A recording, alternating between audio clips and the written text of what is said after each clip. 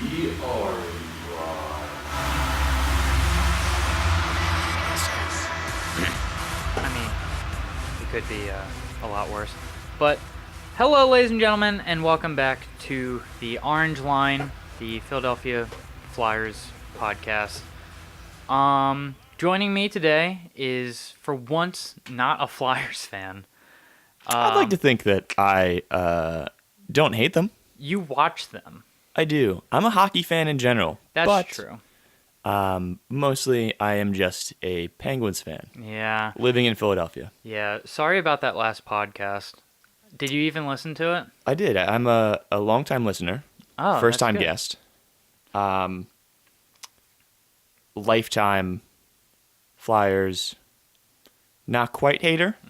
You know? Yeah, One of that those. sounds about right. But instead of shitting on your team this week, even though we didn't even shit on your team. Yeah, it wasn't too bad. Yeah.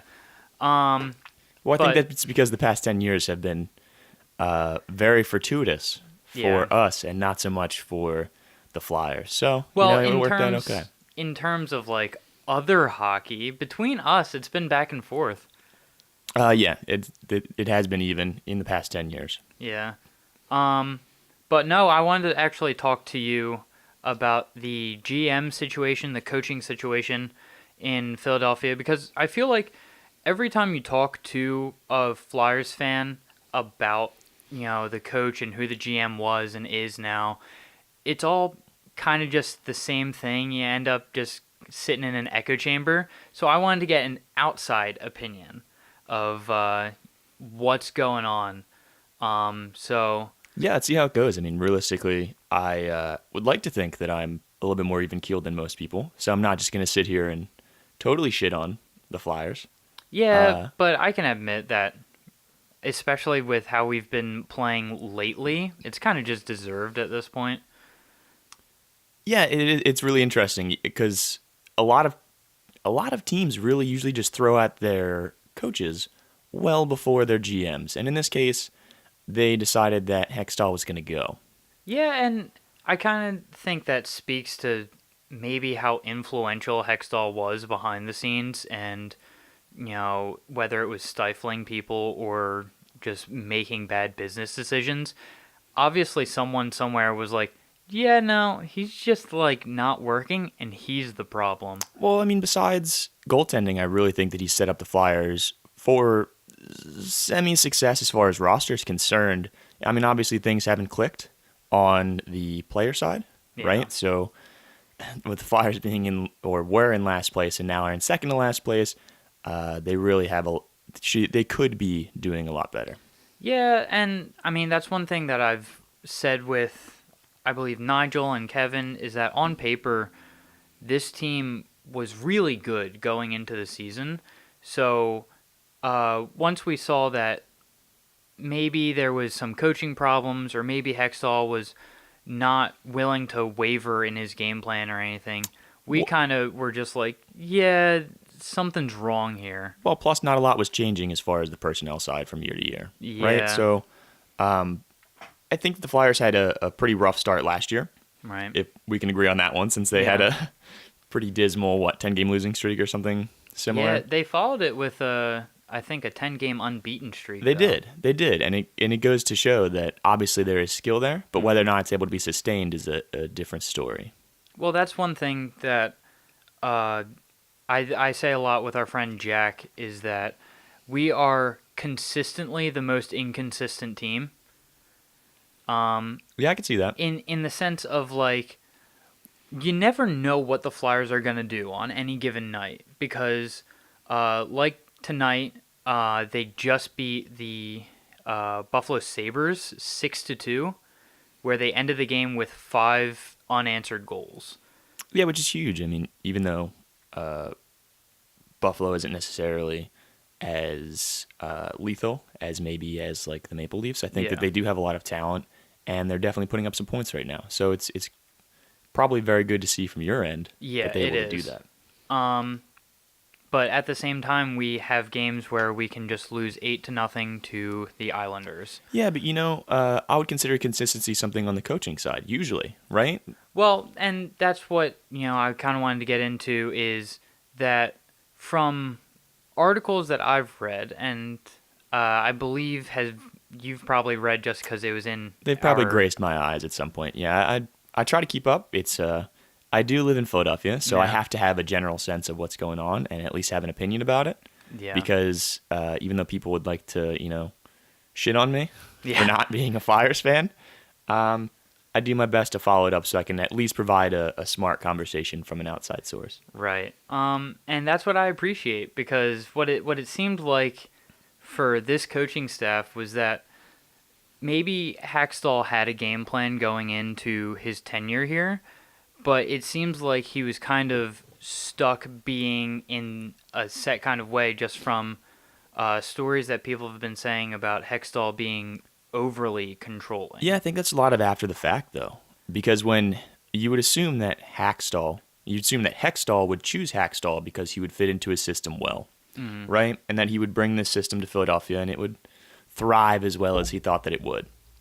But obviously it hasn't, right? Yeah. So at what point do you really consider it being controlled by Hextall? And at what point do you consider it Hextall's game plan? Yeah, I think that's part of it that can go into it is maybe just Dave Hextall still isn't cutting it, and regardless of whether Hextall was breathing down his neck or not, it still ends up being on him to coach a decent hockey team. Yeah, and I think that hopefully he will. Time will tell at this point whether or not he's really worth it. Well, and that's part of the thought process. I can imagine being on the side of firing Hextall over Hack is just that Hack is, I believe, in his last year of his contract, and this could be a bigger proving point for him. And so if he's not able to get things done, then it's like, okay, well, contract is over. We're going to go on to the next guy. So maybe even without saying that Hextall is a bad coach, I feel like it's fair to say that Hextall did have some kind of implication in the coaching decisions, and then when it comes down to Hextall, it's like maybe he wasn't following up well on it or something like that, and so maybe now he has a bit more creativity to him. I hope. I mean, from 3 of the 4 games since they fired Hextall, I've seen a bit better play out of the Flyers. I mean, they still ended up losing 2 of the 4, but watching them play has been more exciting because before it seemed like they were really just a boring team to watch. Yeah, and I can understand that. I mean, it is a hard-nosed style of play that they were going for. Shots from the point, take as many shots as you can, stick people in front, and kind of jam it home. Mm-hmm. The problem is that it just wasn't really turning into goals, right? Yeah. So I get it's not an exciting type of style of play, and it's probably not good for players like Giroux, Voracek, or Cooter, unless you're on the power play, because obviously that has produced pretty well for them. They seem to do the same thing, and it seems to produce goals. Seemed to produce goals. Yeah, now it's a little bit different of a story, and I say it every time the power play comes up. I just don't get how our power play doesn't succeed when we have so many threats on the ice at all times, but yet the Capitals have such an incredible power play because Ovechkin sets up in the exact same spot Giroux does, and they call it his office because he scores there all the time. How is that one not successful? It's so linear. Yeah, well, because I think that Ovechkin has a heavy shot. I mean, My God. Believe me, Giroux has put up a ton of points, and I think you've covered that on last week's podcast. But Ovechkin just has that powerful shot, regardless. Yeah, that's true. And they also have multiple weapons out there. I mean, I know that the Flyers obviously do have a lot of talent, but the Capitals are able to switch if they're too close to Ovechkin. Like if the defending team is too close to Ovechkin, or if they put multiple people on them, clog the lanes, whatever, they're able to just push it out to the point and then just That is restart. true. To be fair, I'm not giving the rest of the Capitals credit. It's not, Ovechkin and then, Yeah, let's not do 23 that. other They guys. suck. They suck in first place in the Metro. They suck. What jerks? No, but I think all of these decisions can end up being good. I'm curious to see if any other coaching decisions are going to happen. Only because you want to see Lappy gone? Well, yes, I was going to say because I know a lot of people in Philadelphia are calling for Lappy's head. And I know I am one of them, but at the same time, it just makes me curious if anyone on the higher up side is also thinking that. I think that he might be fair game at this point because it's not just a Flyers boys club anymore, right? So these guys are, at least now, they want people to come from outside of the organization. It's not something where you showed us a lot of determination and grit when you played with us, and we want to bring you back because we want to honor you for that. We think that you'd be good for the team. We think you'd be good for the fans. And obviously, it hasn't been good for the fans. Yeah. So, you should be taking a second look at something like that. Really counterproductive for the fans. Yeah, I guess they were just looking for the press release, really. I guess so. The feel goods. As much as I was really excited to have Ron Hextall be the GM for my team, because he's my favorite player of all time. Maybe I just didn't get it, but I thought that from a hockey sense, that he had a lot of heart, right? Mm-hmm. But he was not necessarily the smartest when it came to when to take a penalty, let's say. Mm-hmm. And it's part of the game. Obviously, he's not going to make those day-to-day coaching decisions, but you're making those long-term plays. And I guess maybe I just wasn't as in tune with those skills that he had and how he was developing them. So I thought it was an unusual one from the start. Yeah. And hey, he proved me wrong with the way the way he was able to scout and bring up talent. But obviously it didn't work overall. So maybe I am vindicated, maybe I'm not. This kind of makes me think of how good of a job Danny Briere does. Because, that no talent. No, don't you say it. I love Danny Briere. That's my second favorite Flyer. Well, I had to say it for Kev. I know. But... Wait, who's your first? Ron Hextall. I just said that. Yeah, well. But I... said long-time listener. I didn't say good listener. Oh, that's true. But I think it's just funny because Ron Hextall just got fired from his job. Lappy is not really doing well at his job. So what other former Flyers that are part of this organization just are shitting the bed? Well... And I hope Danny Briere is doing good. Lappy was just the obvious one. Yeah. Because you guys see it day in and day out. That's true. But hopefully not anymore, I guess, for maybe a different part of this season. Well, as far as coaching goes, I think that everybody's going to be under the microscope, but there needs to be a little bit of time in between in order to allow them to do what they want to do, right? So let's say that Hextall was so controlling behind the scenes.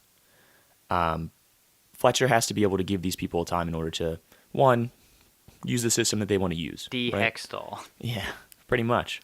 Which I think is going to go against the organization's wants of how quickly they want to get things done.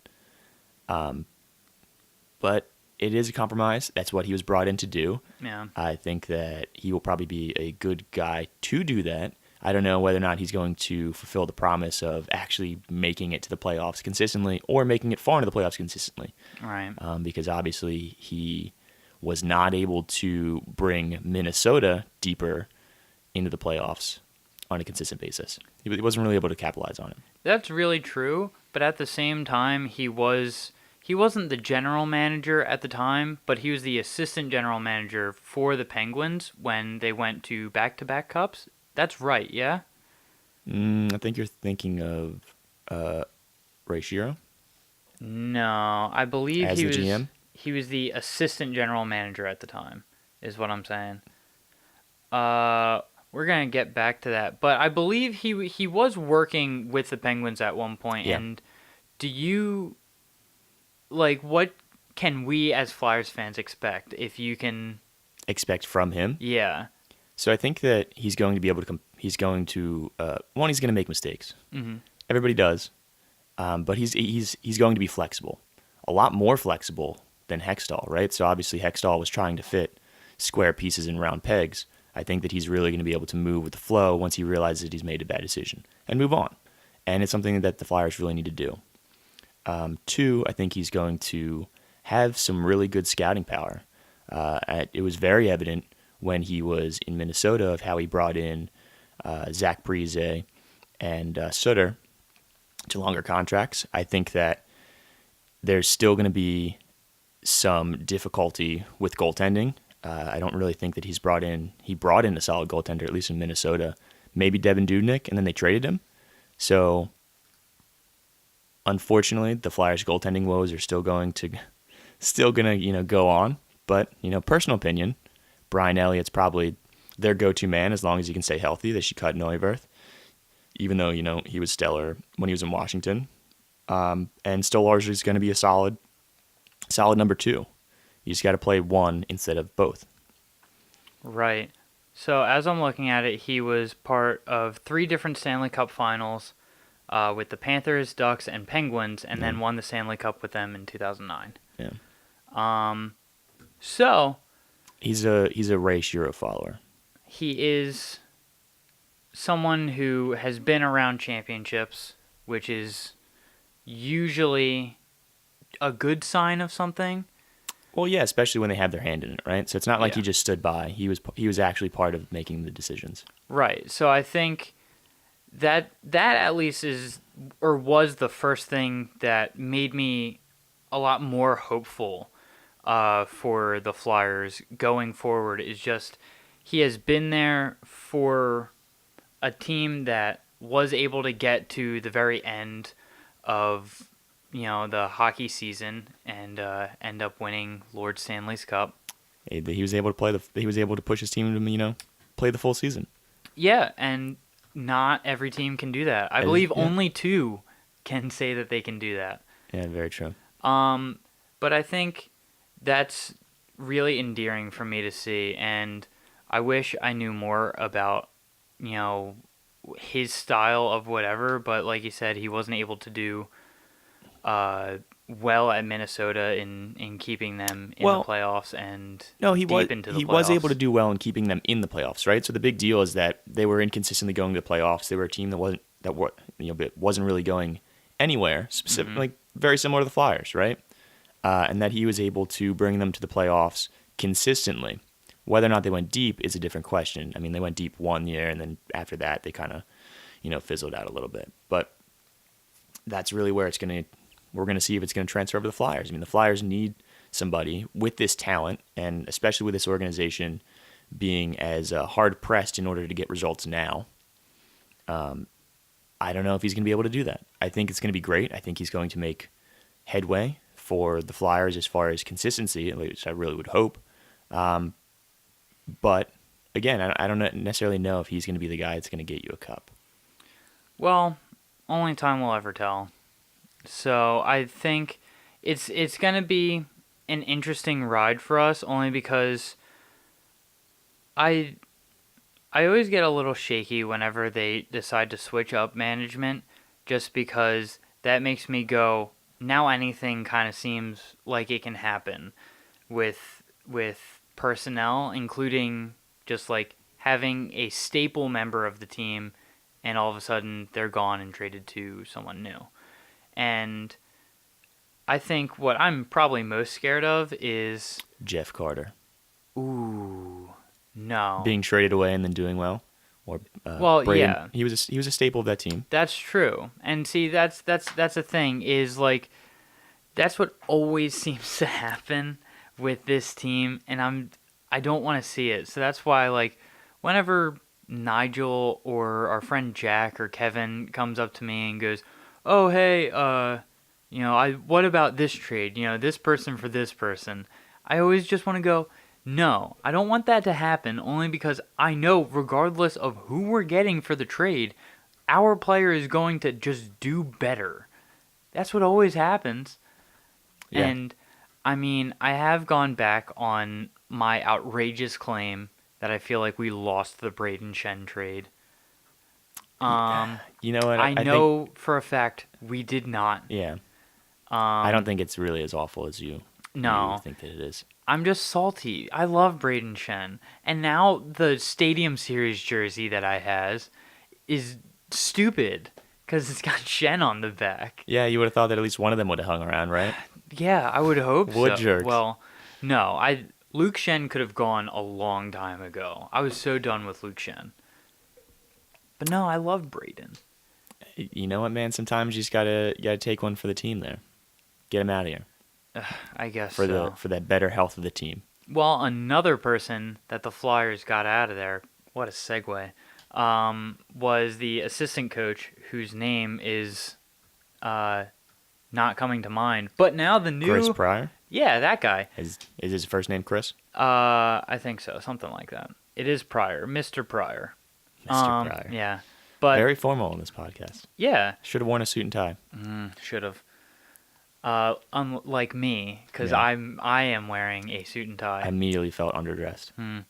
But now the Flyers have named Rick Wilson as the new assistant coach, and you said you're unfamiliar with him. Yeah, I don't really know him too well, and it's not necessarily something that I have read up on. I am But- also not very familiar with him, but I if- did see he won a Stanley Cup with the Dallas Stars a long time ago. long So that's fun. You see, we're basically adding all these Stanley Cups to the Flyers.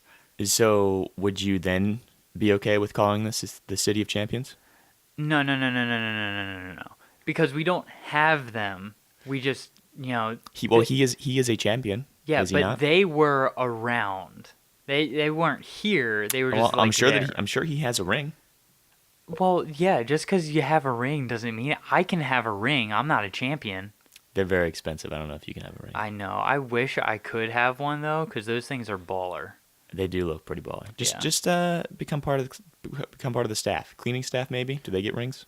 Probably. I think that might be my life goal is not to Towel actually man. Yeah, like not to actually have a role on a sports team, but just be there when that team ends up winning a championship just so I can also have a ring. I believe in you. I mean, thanks. Someone should. But it's good that he is well versed in hockey.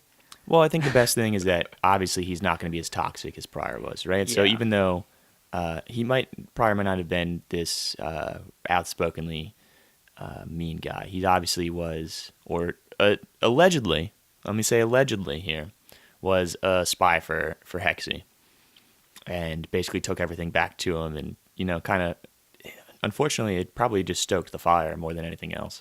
I believe it, and Which is kind of crazy because if you were obviously he was the left hand man of Hextall, right? Then Right. I would have assumed that since Hextall was handpicked by Hextall, that he also would have been out. But that's the obvious choice. You can't go with I the know. obvious choice as the spy. That doesn't make sense. Have you watched any James Bond movie ever? no, I've stuck mostly to Spy vs. Spy, which way they are better. both overtly spies, and there's only one of them each, so it's not like there's anybody else that can come up and like a hidden person into that show. That's true.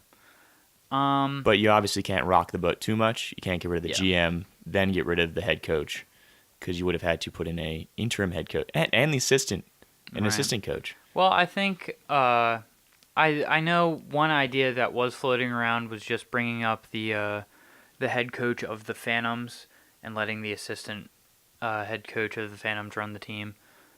Run the Phantoms. the Lehigh Valley Phantoms. And for me, I was just like, sure, whatever. Like until they sign someone who's not Joe Schmo, like whatever. Well, they want results fast, so I don't think necessarily that's probably why that wasn't the play. Do you think that ends up being one of the bigger problems for Flyers, like Flyers fans and the organization, is that we always want the result as soon as possible instead of like really being able to ride Develop. things out? Yeah. I think Like- that everybody wants things done fast. Yeah, I know, but The problem is just like when things usually go slow, nobody usually says that. Nobody's very upfront about it unless you're the Sixers, right? Where it's like, hey, we're gonna suck for a while, but you should trust the process because in like 5 years, we're going to be great. And then, hey, 3 years later, they turned out to be pretty darn good. Yeah, that's true. So I think like that's one thing that I feel like the Flyers fans are getting annoyed with because I know for the entirety of me being a fan, I've heard, 3 years, 4 years, that's when we're going to get a championship. But I heard Well, is that just by fans, though? Other fans? that's just by people that I talk to. Yeah. I'm not going to go around talking to analysts and stuff like that. Like, what do they know? Sports? Dumb. I know. I'm going to talk to the people that know hockey. The ones that watch it and yell shoot all the time. Well, obviously, the fans know more than Hextall does. It's not like the organization can fire the fans. That's not true. They can give them penalties for throwing, bracelets on the ice, but they No. cannot fire them. We've decided that's not true. That hasn't happened. I think it did. Well, that's... Oh, right. I'm talking about the person that said that we can't woo anymore. Oh yeah, no, we can. You guys can totally still woo. Yeah. Absolutely. I mean, I hate it. I hate the woo. Ladies and gentlemen out there, I hate the people that woo at Flyers games. Just because they said that they didn't like it, so I was like, okay, I just won't do it now. I guess. I don't know, man. I don't think that they necessarily... It's not something that's offensive, so I don't think they can really choose. Well, the Flyers... Philadelphia is a love-hate town, Yeah, and that's the true. fans love it, and the players hate it. So, it just fits the town perfectly, so do it anyway. You're right. I think that's something that Gritty should have then, is a speaker in his mouth that when he presses a button in the suit, he woos, and then everyone in the stadium can woo. I'm not going to sidetrack on Gritty, but I'll say okay. All right, cool. But getting back to the Flyers and the Hextall situation, saying that Pryor was one of the people who was a spy for... Allegedly. Allegedly was a spy Yeah. for him to, keep track of players and coaches and things of that sort. It's such a cluster. Yeah. And not necessarily something that I would anticipate with such a hierarchical system, right? So the way things go. But, Well, it is what it is. It was really upsetting to read about how, distrustful, I guess, Hextall was, and just not letting players just be hockey players, I feel like, which kind of makes me feel good about all of my claims of saying... Well, that's the way his system went, right? So Yeah. the system on the ice was surprisingly similar to the system off the ice. You guys want to eat regular food? No. No. We're going to make you eat the healthiest of all foods that you probably hate. Hey, but we just played a hockey game. Okay, so here is organic lettuce. Gone are the days of Mike Richards. Unless Yeah. you're, Yuri Laterra. Yeah, then... that's true. Well, no, he doesn't do it. He just sells it. Oh. Yeah, it's different. No, but it was really upsetting to just see that Hextall really didn't want to trust any of the players. Sorry for that weird mouth noise. Was that you or me? Yeah, that was me. Okay. But it was upsetting just because that then translated onto the ice and showing that the Flyers just really weren't playing with any heart because they couldn't go home and do the things that they wanted to do, like eat wings after a hockey game. Which is so funny because usually when the players lose either their respect for the organization or the coaches, the person causing that is the first to go. And I think that who was that? The old Carolina Hurricanes coach who became the Flyers coach? I have no idea. Fucking what's his face? Laviolette. Laviolette, Yeah. yeah. I thought that he did great things for the team, and then obviously he really lost the locker room, and then all of a sudden he was gone pretty early in the season. Well, I think that might have been one of the things. Is that was during Ed Snyder. Yeah. So Ed cared about this team. It is different, yeah. So things are a lot little different different. with Comcast, which I feel like everyone in Philadelphia and probably over the world have just decided is the supervillain. It's no Skynet, but I mean, it's kind of sort of almost as bad. I think it's pretty much all around admitted that no one likes Comcast, but we all still use it. Comcast loves Comcast. Of course Comcast loves Comcast. It's like Kanye loves Kanye. But the point being that now they're just like, we're making money from this, so it doesn't matter. So no one really cares about the team except the fact that the team is producing, numbers in the black instead of the red. Yeah, but maybe it's because I am too hopeful, but I would like to think that when the team does well, sales do well. I mean, obviously they're going to make a profit either way. Yeah. From this town, at least. I mean, we're number 6 largest city in the U.S., so it's a large market. And it's also a hockey town, right? That's true. But, yeah, I would really, really, really like to think that if they do well, sales do well, because even when I traveled to, like, Canada, I didn't know this, but, some Canadians don't choose Canadian teams as their team. And, like, they'll have no connection to the city, except for the fact that they just like the style of play of that team. So when I went up to Canada for, went up to Vancouver, we ran into Flyers fans who were Canadians. When I went to Ottawa, we ran into Flyers fans that were Canadians. It was a little weird. But when that happens, you get more of those style of fans, right? Which will, in turn, hopefully turn into more money. Right. Well, I think it's actually really funny that you say that specifically, because one thing that happened to me was on one of my videos, there was actually someone who commented, and I believe their name was Lee. Shout out.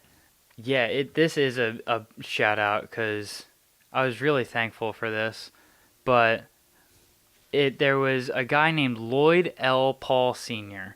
who commented on my video, and he said that he's been a Flyers fan from the 70s on, and he's from Nova Scotia. Well, the game has changed a lot.